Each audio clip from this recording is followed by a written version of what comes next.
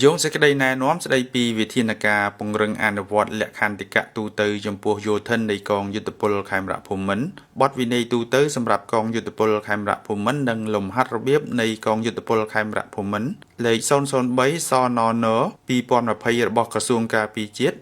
សូមបង្ហាញជូននៅឯកសារលំហាត់របៀបស្តីអំពីកាយវិការគោរពទង់ជាតិនៃព្រះរាជាណាចក្រកម្ពុជា1ការគោរពទង់ជាតិប្រចាំសប្តាហ៍តាមបណ្ដាកងឯកភាពទង់ជាតិជាតំណាងប្រទេសជាតិនិងប្រជាជាតិមួយការគោរពទង់ជាតិត្រូវមានក្បួនច្បាប់ល្អត្រឹមត្រូវ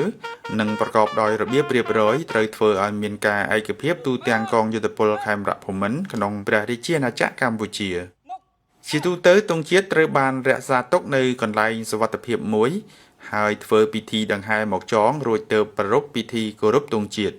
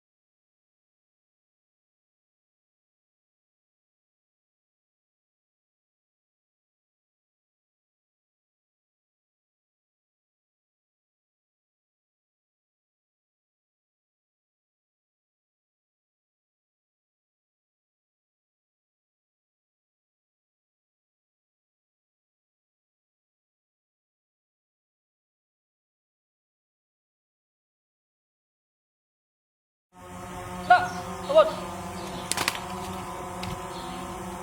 បាយជួ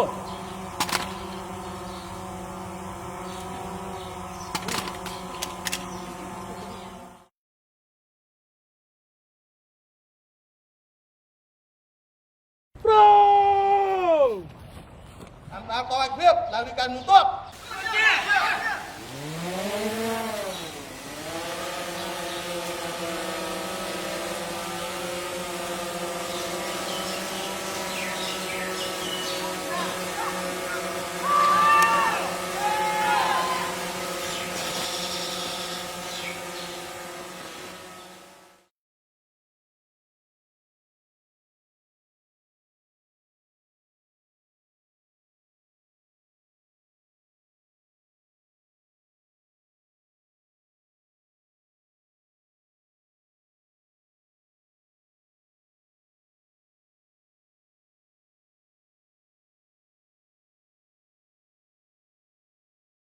បាទលោកស្រីឯងយ៉ាងណា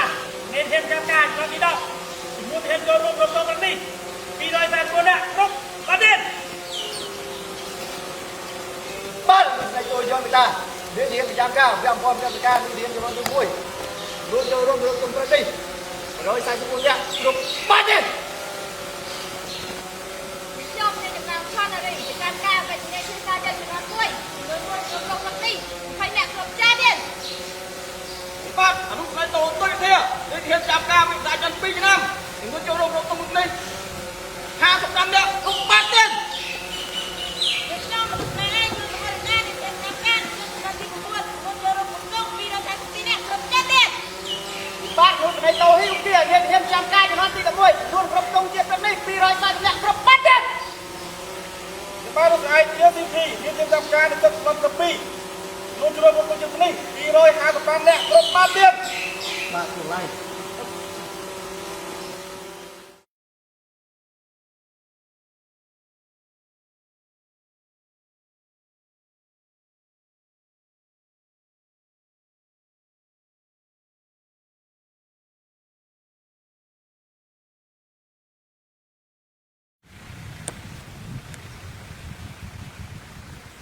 បាទរស្មីឯកហុងធីនាយធានចាំការចំនួនចូលរួមក្នុងជាតិ1500នាក់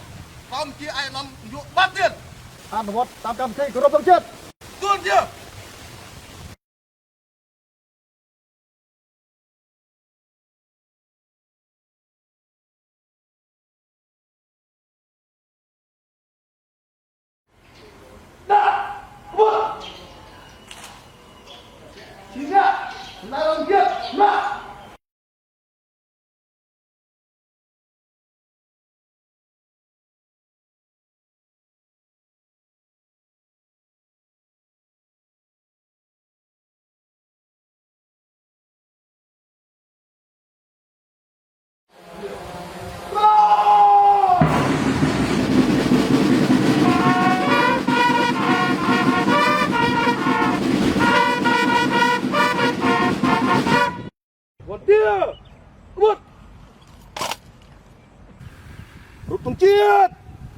មក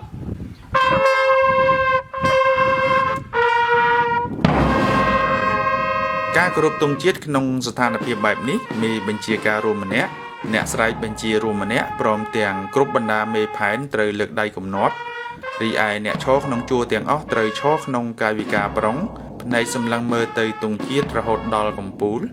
ក្នុងករណីអត់មានក្រុមភ្លេងត្រូវស្រែកច្រៀងបទនគររាជទាំងអស់គ្នា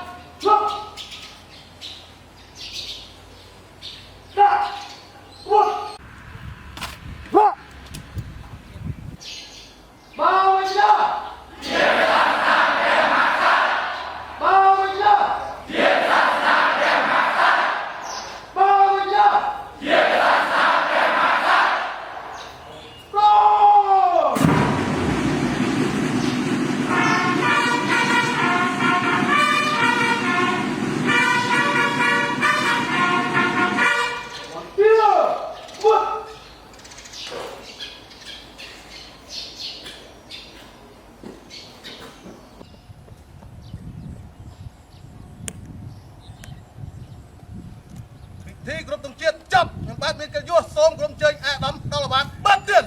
បន្ទាប់ក្នុងជួរសម្រាប់ទួតយើ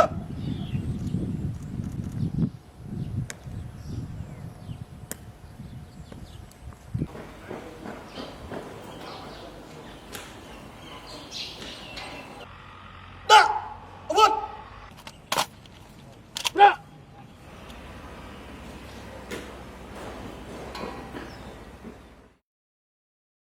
កាយវិការដាក់ទង់ជាតិចុះ ប្រងពីរនាក់ស្ដេចអង្គជាតិស្នាក់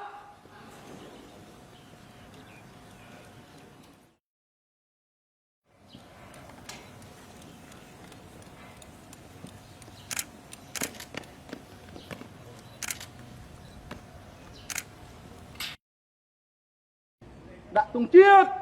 មក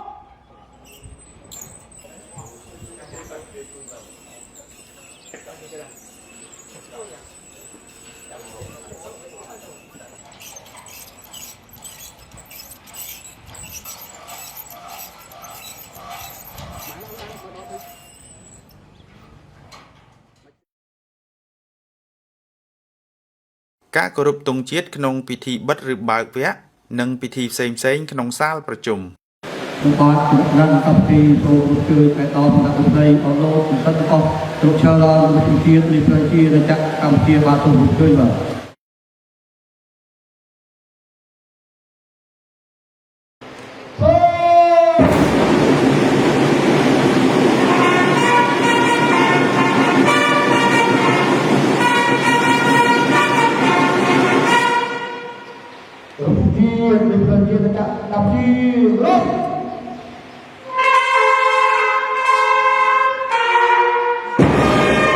ពិធីគោរពទង់ជាតិដែលប្រារព្ធឡើងក្នុងសាលបែបនេះទាំងគណៈអធិបតីនិងសិក្ខាកាមចូលរួមទាំងអស់ត្រូវងើបឈរដោយកាយវិការប្រុងផ្នែកសម្លឹងមើលទៅទង់ជាតិដោយពុំចាំបាច់ពាក់មួកលើកដៃគំនាប់នោះទេលើកលែងតែគណៈចាត់តាំងកម្មវិធីម្នាក់ប៉ុណ្ណោះដែលអនុញ្ញាតឲ្យពាក់មួកលើកដៃគំនាប់ហើយផ្នែកសម្លឹងមើលទៅផ្ទាំងហ្វុងដែលមានតាំងទង់ជាតិនិងវិឆ័យលក្ខណ៍ព្រះមហាក្សត្រនៃព្រះរាជាណាចក្រកម្ពុជា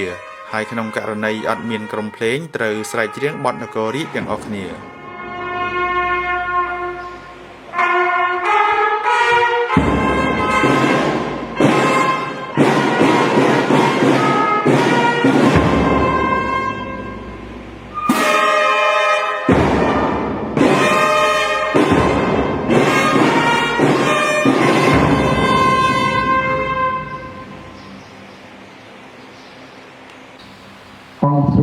សូមស្រួលឥរិយាបថ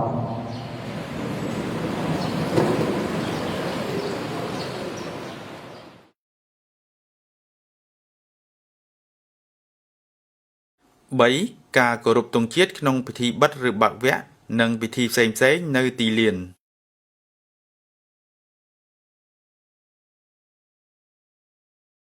បាទជាកិច្ចបន្តខ្ញុំបាទមានកិត្តិយសសូមក្រុមជើញអាយដាមគណៈបតីភ្ញៀវជាតិ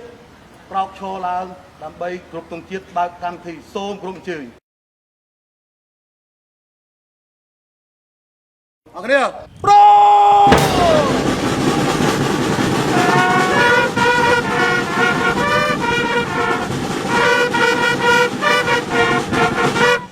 វ៉ាន់ទៀ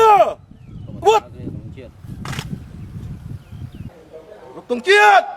គ្រប់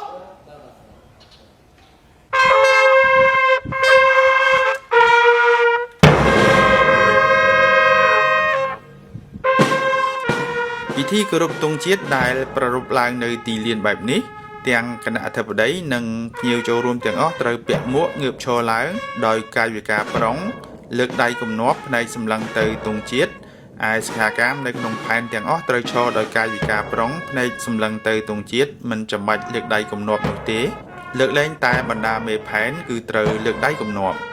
ក្នុងករណីអត់មានក្រុមភ្លេងត្រូវស្រែកច្រៀងបទនគររាជទាំងអស់គ្នា